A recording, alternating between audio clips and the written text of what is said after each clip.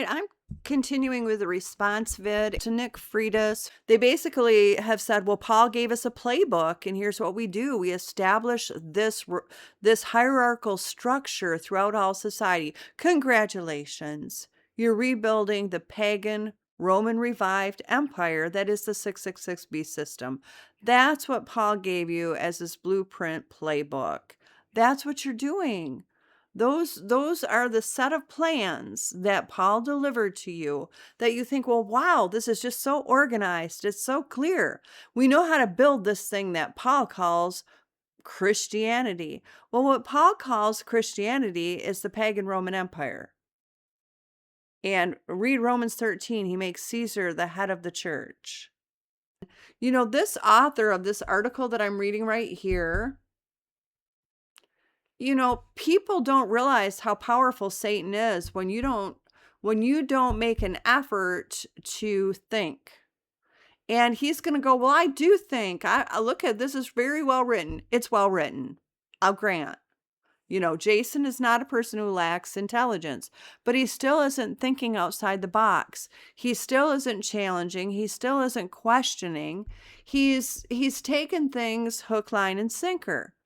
You know, he's got Paul on a pedestal. And why do you think he has Paul on a pedestal? Because it is so entrancing and hypnotizing to men to imagine that they are little gods who rule over women, and that they have this power position, and that women were created to submit to them and to stroke their egos and make them feel good.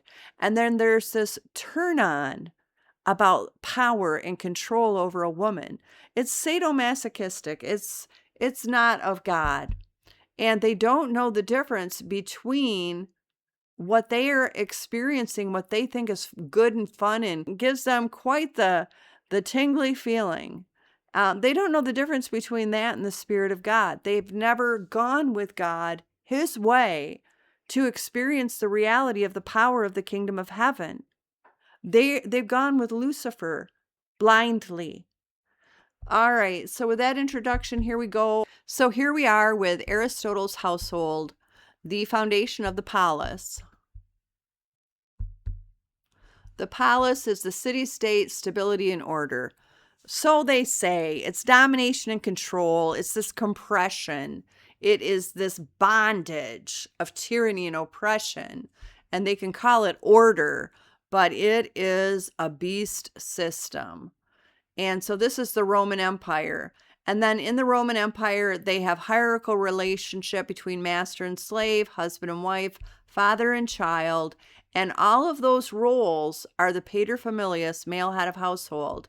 And so he's up and everyone else is down. It is the pyramid scheme, the pyramid system, and it is tyranny and oppression. If you are really into that, you are so carnal, or you're not even born of the Spirit. You have a demon spirit in you that loves the darkness and loves tyranny and oppression, the pyramid system of power. You just love that because you're of the darkness. The household code as a known literary form. By the time Paul wrote Ephesians, household codes, instructional lists, how legalistic is this? You know, Paul is such a liar. He says that, quote unquote, his Christ came to take away the law.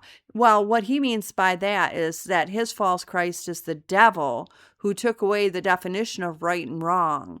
But he sure came up with a new law. And what kind of law is it? Roman law. So Paul said that his false Christ, Lucifer, the devil, took away God's law of right and wrong and delivered Roman law. Bait and switch, you know, you got to start seeing that Paul is a pagan, and this is deception. So instructional lists governing the relationship inside an oikos, I don't know how you say it, were an established literary genre, not a Christian invention. No, there's nothing Christian about it. It's pagan.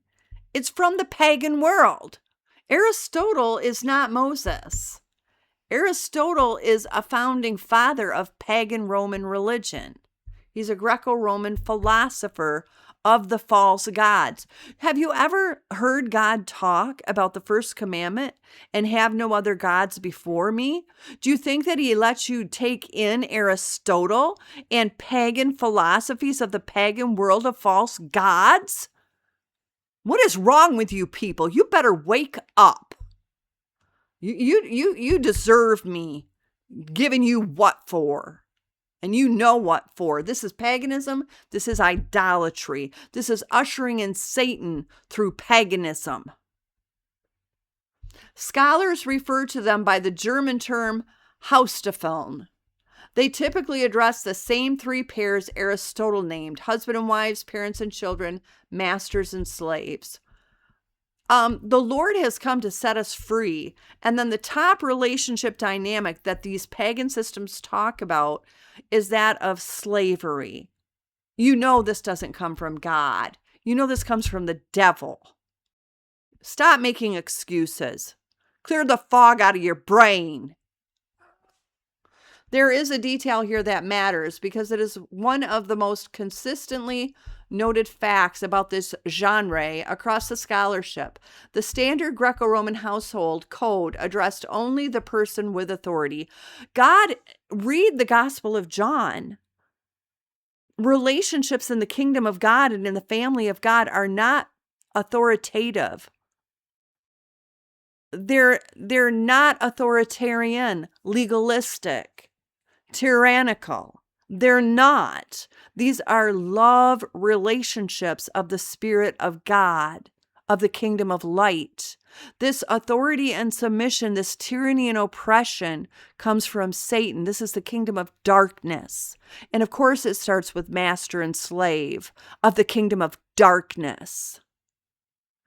It instructed the paterfamilias how to manage his household well. It did not typically address the wife, the child, or the slave directly at all, because in that world, they were not considered the kind of moral agents a text needed to instruct.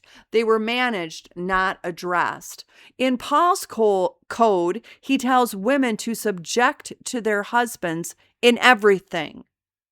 It absolutely does address, and it addresses in slavery of tyranny and oppression. Paul's household code, it is the pagan Greco-Roman code. It has no place in the Christian Bible. It is a pagan writing from a pagan source and a pagan spirit of the devil.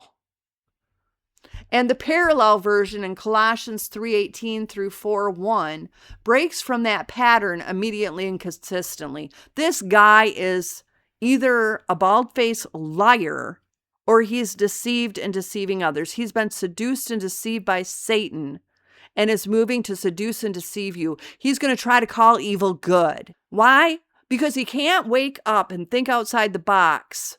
Is he not born again? Is he Roman Catholic pagan in his heart? Is he unregenerate? Is he really a child of the devil and not a child of God?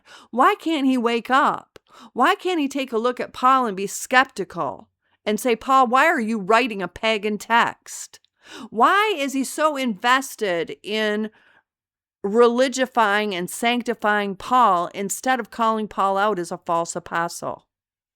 He's not critically analyzing. He's trying to make excuses for this evil of a pagan writing in the Bible. And all it is building the revived Roman Empire that is the 666 beast system. Every party and every pair is addressed directly as a full moral agent capable of choice and responsibility. Choice and responsibility what? To subject in everything?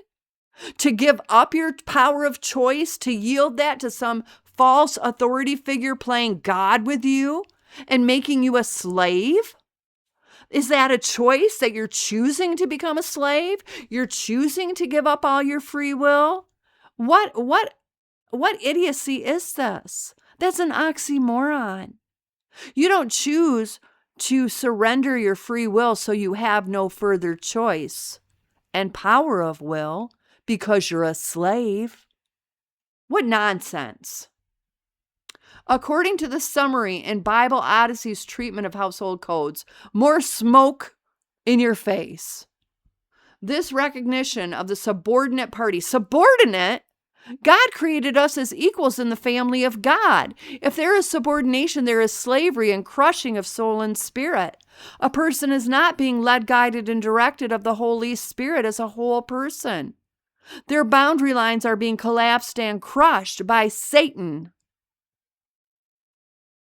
As someone worth directly addressing, as you tell them to be a slave, as you're a party to their oppression, rather than only being described or managed. You're telling them you have to be managed because it's God's will. You're lying to them and telling them Satan is God.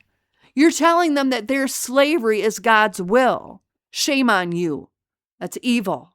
Was itself notable within the genre, even before considering the content of what each party is told, because Paul is lying to try to pretend that this paganism is Christian. He's putting fluff words on oppression and tyranny and slavery. But he's saying, but I'm putting lipstick on the pig. Isn't it a pretty pig? It seems this revolutionary piece is often misunderstood in modern discussions on this matter. Are you insane? Why are you advocating for Satan?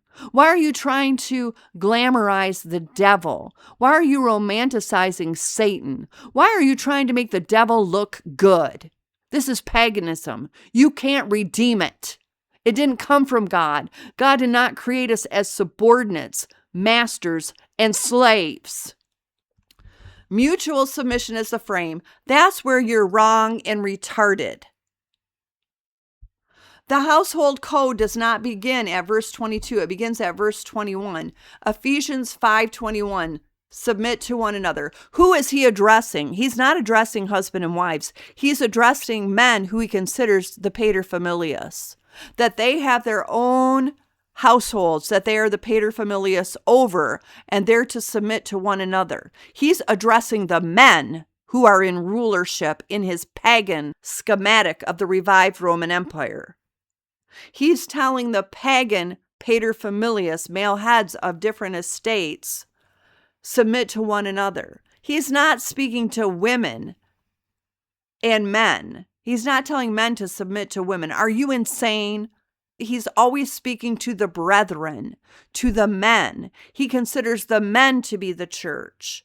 If you want to look at Ephesians 5, and if you want to really think about it, he tells women to submit to men as the church submits to his false Christ. Who is the church? The men. In Roman Empire structure, the men are the heads of households. They're the ones in charge.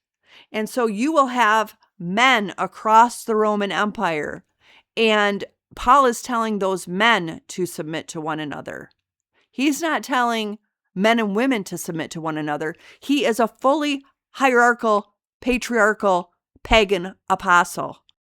Ephesians 5:21, submit to one another out of reverence for Christ. It functions as the header for everything that follows, not as a separate thought. It most assuredly addresses separate people, not husbands and wives, not masters and slaves, not fathers and children. He's speaking directly to the paterfamilias, the men, saying men submit to one another. He's not telling children and fathers to submit to one another. He's not telling masters and slaves to submit to one another. He's certainly not telling husbands and wives to submit to one another. He's telling the men who are the paterfamilias, the male heads, to submit to one another.